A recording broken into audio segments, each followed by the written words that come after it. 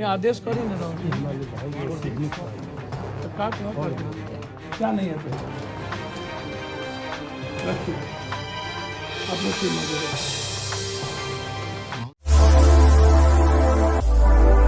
नमस्कार, मैं अंतोष कुमार और आप देख रहे हैं देसी बिहार। बिहार में कोरोना का कहर लगातार बढ़ता जा रहा है। ऊपर से दूसरी ओर जिस तरह से पप्पू यादव जी आज जैसे ही दिल्ली से आए, उन्होंने सबसे पहले हॉस्पिटल का दौरा किया। उन्होंने सबसे पहले IGIMS में आया। उनको जिस तरह से कुछ जानकारियाँ मिली थी कि IGIMS हॉस्पिटल में एक पेशेंट था, उनकी यहाँ पे सर्जरी नहीं हो रही थी, जिसके कारण उन लोगों ने पप्पू यादव से फरियाद किया था। उनके फरियाद पर पप्पू यादव जी तड़के अभी IGIMS हॉस्पिटल आए। उन्होंने क्या कुछ बोला पेशेंट से, यह देखिए।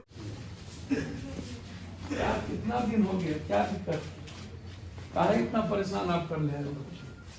4 महीना से यहाँ आते जा रहे हैं। 1 ही तारीख को भर्ती किया गया है। क्या है? बराबर हम घाव बढ़ रहा है, 10 दिन सो बैठे हैं, गरीब आदमी है। अगर 1 ही तारीख को भर्ती किए हुए हैं। दिक्कत क्या है? दिक्कत या घाव बढ़ गया। नहीं हुआ है सर। पैसा आपको आप बार बार लिखते हैं पैसा नहीं है, पैसा नहीं है। क्या नहीं है पैसा? रखिए, आप रखिए, माँ जी रखिए। माउथ कैंसर क्या कहता है? ऑपरेशन के लिए रखिए आप। ऑपरेशन के लिए बोला था बुधवार से, अभी तक नहीं हो पा रहा। हेलो, कुछ नहीं बोल रहा है। कितना बुधवार हो गया? अल्लाह, राजेश बाबू थोड़ा मेरे भाई मेरे ठीक है, हम आए हैं। वो कैंसर पेशेंट को कर दीजिए ना, मर जाएगा वो आदमी। मनीष बाबू देख रहे हैं, वो 13 number bed seat. Arvind Yadav कल बोल रहे हैं मेरे पास भेज देना।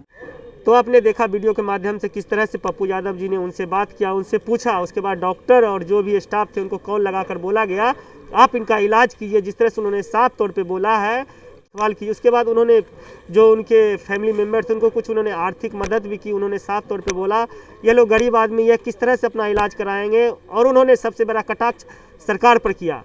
क्या कुछ बोल रहे हैं, पहले वो सुनिए।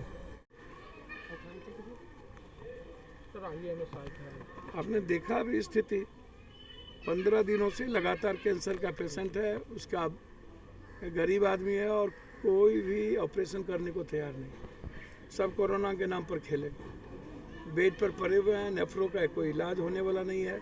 सारे लोग कोरोना की स्थिति में हैं। IGMS में कोई एडमिट लेने को तैयार नहीं है।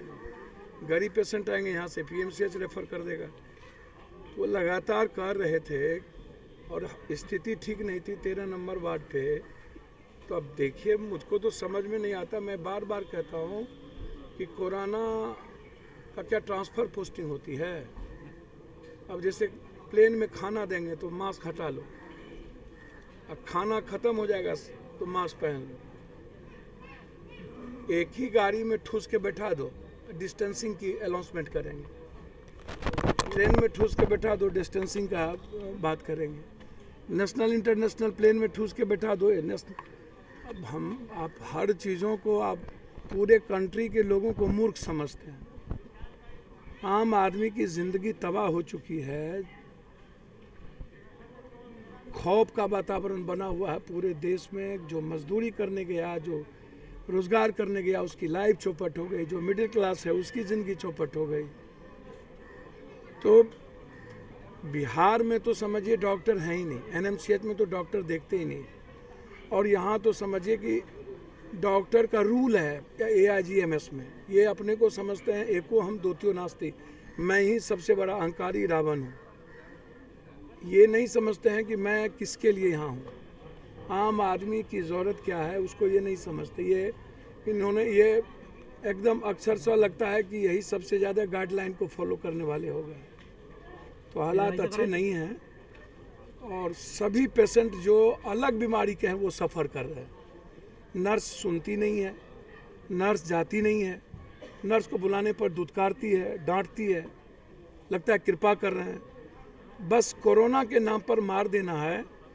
मैं फिर कह रहा हूँ कि मैं इंक्वायरी चाहता हूँ कि जिसकी भी मौत हो उसका CCTV कैमरा पे उसके परिजन देखे, इलाज क्या हो रहा है उसको देखे, और कोरोना से यदि मौत की बात आती है तो उसका कंप्लीट रूप से पोस्टमार्टम हो।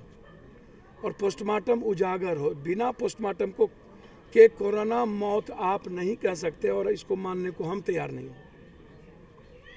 तो आपने सुना उन्होंने क्या कुछ बोला कोरोना को लेकर। जिस तरह से उन्हें कोरोना पर लगातार टिप्पणी कर रहे हैं कि कोरोना पे वह चाहते हैं कि सरकार लोगों को गुमराह करे। एक तरफ सरकार जहां 5 राज्यों में चुनाव की घोषणा हो गई है, आपको पता ही होगा जिस तरह से यूपी इलेक्शन है, फिर पंजाब में इलेक्शन होने वाला है, लगातार और भी स्टेट है जहां पर इलेक्शन होने वाला है, वहां पे क्या कोरोना नहीं आएगा। और दूसरी तरफ बिहार है, बिहार में भी लगातार संक्रमण बढ़ता जा रहा है। डेली कम से कम 2000 से 25 लोग कोरोना संक्रमित हो रहे हैं। पप्पू यादव जी का साफ तौर पे कहना, अगर किसी पेशेंट की मौत कोरोना से होता है, हम तब तक उन्हें कोरोना पेशेंट नहीं मानेंगे जब तक पोस्टमार्टम वो भी कैमरे की निगरानी में होना चाहिए और क्या हुआ सही में कोरोना पॉजिटिव है, तब हम मानेंगे किसी पेशेंट की मौत कोरोना पॉजिटिव से हुई है। उनका साफ तौर पे कहना था कि वह कहीं ना कहीं कोरोना को इस तरह से, उनका कहना था कि सरकार कोरोना का राजनीतिकरण करती है। जहां पे कोरोना पे लाखों की भीड़ पड़ती है इलेक्शन में, वहां पे कोरोना नहीं होता है। पर आप रोज जहां जिस तरह से दुकान जाते हैं, जिस तरह से कर्फ्यू लग गया है, क्या वहां पे कोरोना कहां से आएगा। एक तरफ लाखों की भीड़ रहती है, दूसरी तरफ आम जनजीवन अस्त व्यस्त है। जिस तरह से दुकानदार 8 बजे का कर्फ्यू लग गया है, सभी लोग जो कि 8 बजे अपना दुकान का शटर बंद कर देते, तो उन गरीब लोगों का क्या होगा जो 8 बजे दुकान का शटर बंद कर देते। सरकार बोलती है कोरोना गाइडलाइन का पालन करना पड़ेगा। और दूसरी तरफ जो इलेक्शन होता है, क्या वहाँ पे कोरोना नहीं पहुँचता है?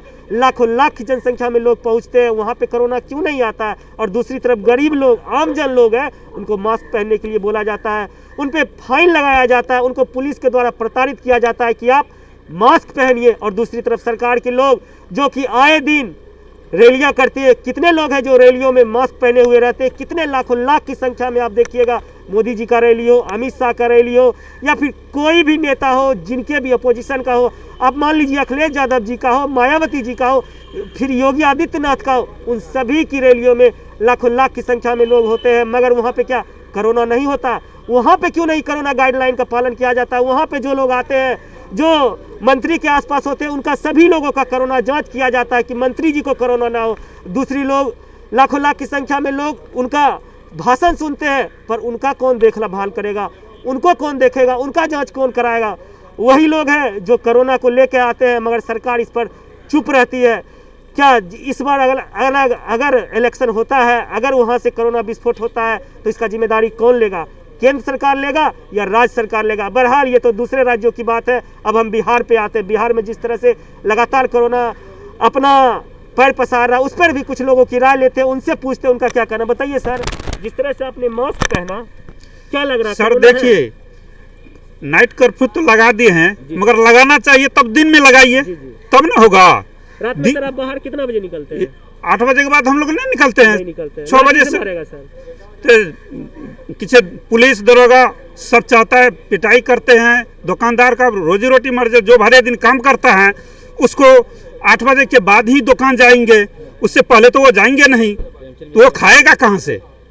भरे दिन काम करता है ना। बिहार में यदि लगाना नहीं चाहिए, कहीं नहीं कोरोना है।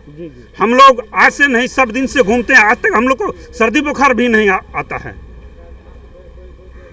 कहाँ दिन में रैली करता है, दिन में इतना भीड़ रहता है, तब कोरोना नहीं होता है।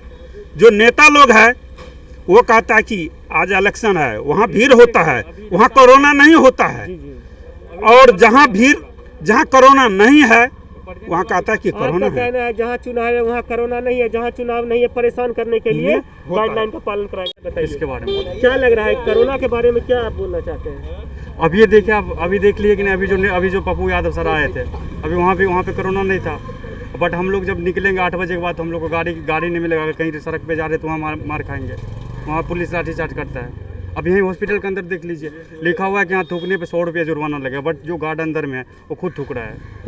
वो खुद थूकता है, वो खुद खैनी खाता अंदर, आप देख सकते हैं। यानी जो कानून बनाता है वही कानून का पालन नहीं कर रहा है। वो खुद नहीं कर रहा है, तो फिर आम आदमी जो आता है पेशेंट के साथ, वो कैसे पालन करेगा? कोरोना कहीं भ्रमित कर रहा है सभी लोग। कोरोना देखिए, कोरोना था, उसका लिए आप खुद सुरक्षित रहिए, बट खुद का ख्याल रखिए। लेकिन जो दूसरा गाइडलाइन बनेगा सबके लिए बनाया गया। जैसे बस में जाइए, सरकारी बस, उसमें पूरा भरा रहता है। अभी भी भरा हुआ है? अभी भी भरा रहता है। दिन में आप सफर कीजिए, कभी भरा हुआ रहता है, उसके अंदर देखिए, तो उसका पालन कीजिए। जो सरकार के द्वारा नियम लगाया गया, तो पहले सरकार खुद फॉलो करेगा, फिर पब्लिक ने उस पर विश्वास करेगा। तो ऐसा है जी। चलिए, धन्यवाद। तो आपने देखा जिस तरह से इन लोगों का साफ तौर पे कहना था, कोरोना है युवा थे, इनका मानना था कोरोना है, पर सरकार की जो गाइडलाइन होती है वो दो मुँहे सांप की तरह होती है। गरीब लोगों को कोरोना गाइडलाइन के नाम पर कुचला जाता है और जो लोग पैसे वाले होते हैं इनका वह फायदा उठाते हैं। बहरहाल इस खबर पर हमारी नज़र बनी रहेगी। आप बने रहे हमारे साथ और आप देखते रहे देसी बिहार।